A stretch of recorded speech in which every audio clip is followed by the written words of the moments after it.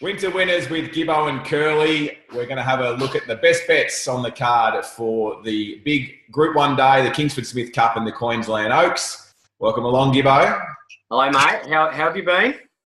I've been busy, too busy to shave. I've been that busy looking at the form for this Saturday. Really excited about the day, cracking day.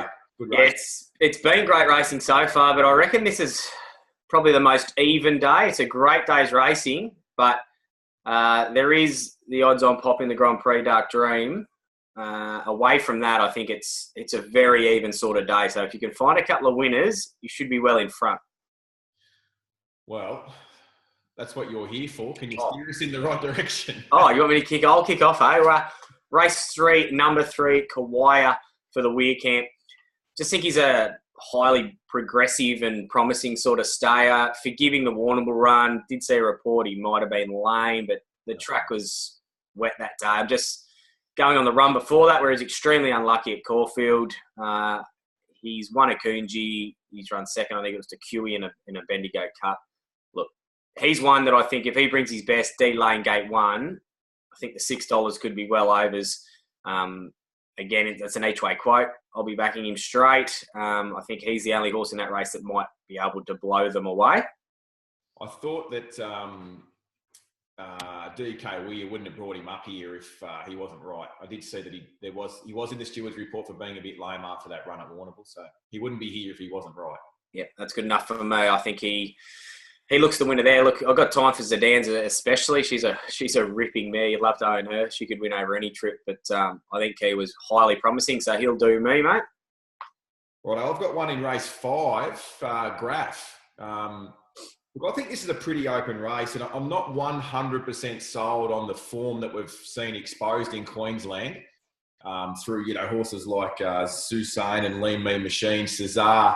They have been, good in winning and running well, but I just like the way this horse has been hitting the line, this Graph. What I've noticed, particularly what I like about this horse, is that it's been doing it on raw ability. It looks like it's got really no idea. Yeah. It has been putting together some really good late sectionals and Blinkers first time, which I think is the key here. Yeah, I think you nailed it there. I think the Blinkers, he just looks like a horse that will add length to, and as you're saying, he's good enough as it is. So I think J make good gate. I think you're onto something there, mate. He's an each-way price at $5 and $2 a place, but I'll be betting straight out there. I'm just thinking that with the Blinkers first time, it's the right recipe to see a personal best from that horse, and it's a horse on the up, so I'm very keen. And you might have one at value in the Glen Logan Stakes? Yeah, I like this race from a betting proposition. I'm really keen on Padrina. Look, she's resumed in a Group 1 behind Charles, where she drew the wide gate and went all the way back and, made good enough ground to be beaten just under 5, which, doesn't look great on paper, but the run was better than that. Look, Charles is arguably the most informed horse in the country right now. It's flying, winning multiple Group 1s in South Australia, and that form looks really good, dropping back to this sort of race. There's a few mares in this race that have competed against stronger opposition, but I'm not sure they're going as good as they can, and Padrina just looks a nice horse on the up. I'm a big fan of Mick Price. I think he's very astute at placing his horses in the right race, and this horse has come up with Barrier 1, just gets the right run in transit. Around that $10 mark, I think she's a real each-way lock. I can't see her missing top 3 with any luck at all, and happy to be on. Yeah, and $15, $16 was bet pretty much everywhere when markets went up, so into about $10, so some good support there already at the big price. My each-way play for the day is actually in the Oaks, number 2, She's Dashing. Surely the favourite Youngstar is the one to beat. I concede that. I like that Australasian Oaks form, and I like the fact that she's gone 16, 17, 2000, run the fastest last split in all them races, and she's just a good staying filly with a really nice turn of foot, and you don't see that too often. And when they've got that turn of foot, they win more races than not. So I think this is a really good race for her around the each way, $9 and 3 a play, something like that. More than happy to be on her, and the favourite's the one to beat there. So she's my each-way play. Just one we'll mention that we sort of haven't talked about. Both of us have been following a horse, Femme Fireball, in the last.